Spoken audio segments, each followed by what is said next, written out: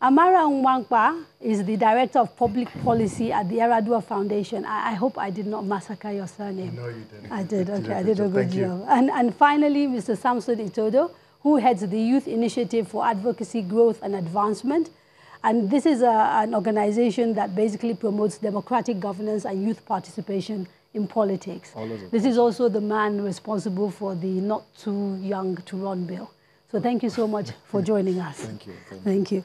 Now, if I could, I'd like to start with you, Mr. Festus. Are you ready?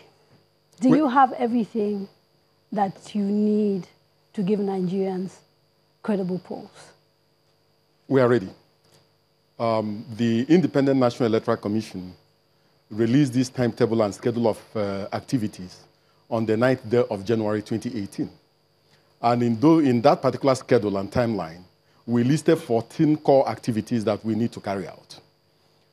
As of today, we have carried out 8 of those core activities. The 9th one will be carried out on Monday, the 7th day of January. So maybe quickly tell us 9, 10, 11. What are they? The remaining ones? The remaining ones. Yes. The ones that are remaining is 1, the presentation of the voters register to the political parties. This one we are going to do on Monday, the 7th day of January 2019. Then we have the publication of the final list of candidates contesting this election, both presidential elections, governorship, National Assembly elections, and then we have the election itself. So the activities remaining in our timelines is just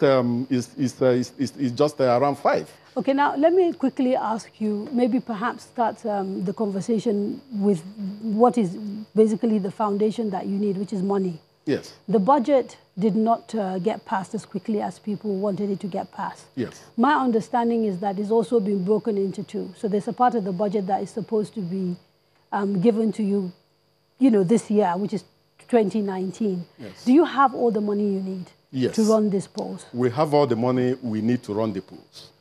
Even before the passage of the budget, the Independent National Electoral Commission was able to draw some funds from other sources in order to carry out these activities. What other sources? From the regular, we have a regular budget, which we had not finished spending. So we drew from the regular budget to carry out some of our activities. As of today, all the funds that have been appropriated for the 2019 elections has been released to the Independent National Electoral Commission. So our preparations are on course, our budgetary provisions are on course, our procurement activities are on course, and we are proceeding with preparations for this election without looking back. Okay. Let me turn to the representative of the parties.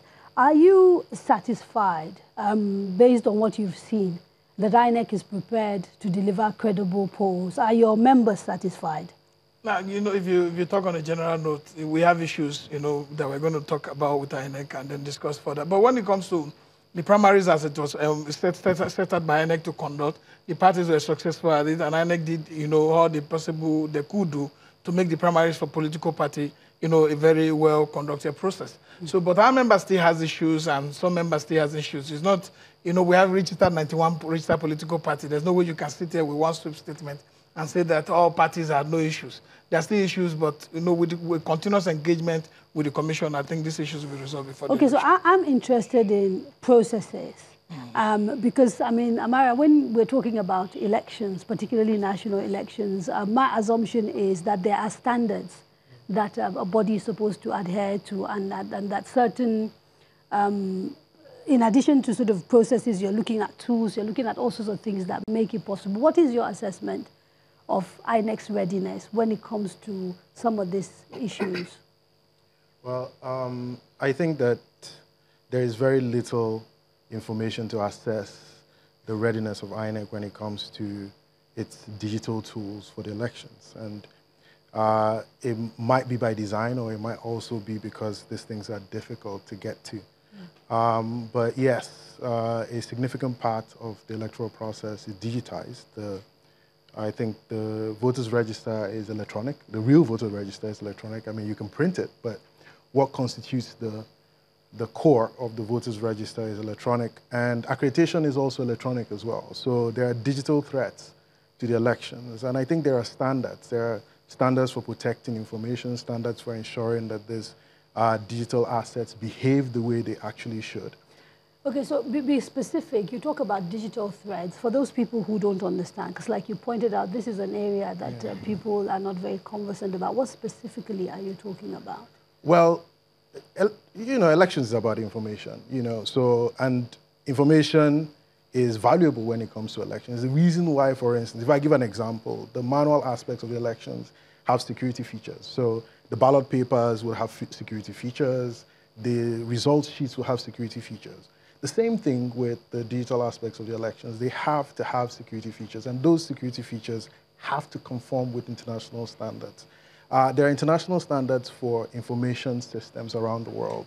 INEC is not compliant with any one of them, at least 3 that might be applicable to INEC, and I think it's Q2 that INEC planned to have ISO 27001 certification.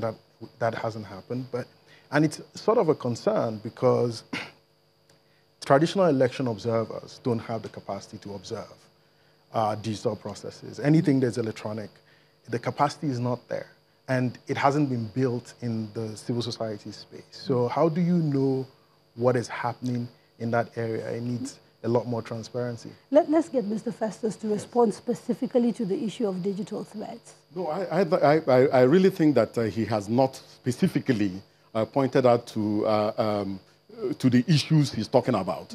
Now, there are 2 processes. One relates to the security of the ballot papers and the result sheets.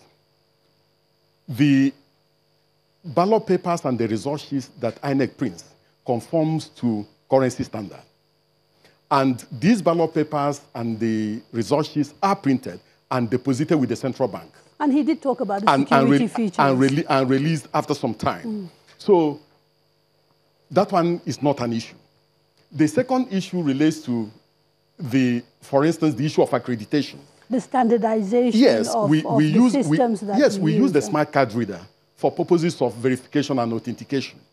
And since the 2015 elections, the Independent National Electoral Commission has been improving on the quality of the smart card reader.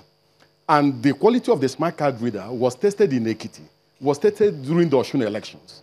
And we have a smart card reader that performs better, that can capture, can authenticate the fingerprints much, much faster than we had in 2015. And we continue to improve on these systems. Why has it been difficult in the last 4 years for INEC, for example, to obtain ISO certification that would have given people peace of mind that this is technology and process that is of international standard and therefore is robust and perhaps can be cracked?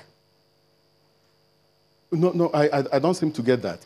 So the certification... Yes, so part of the issues that Amara was talking about is that when you normally use technology, there tend to be international certification that is given to technology, and that gives people peace of mind that the system is, the technology, okay, I've been told I have to go for a break, so I'm going to take a quick break, and we'll carry on. Don't go away.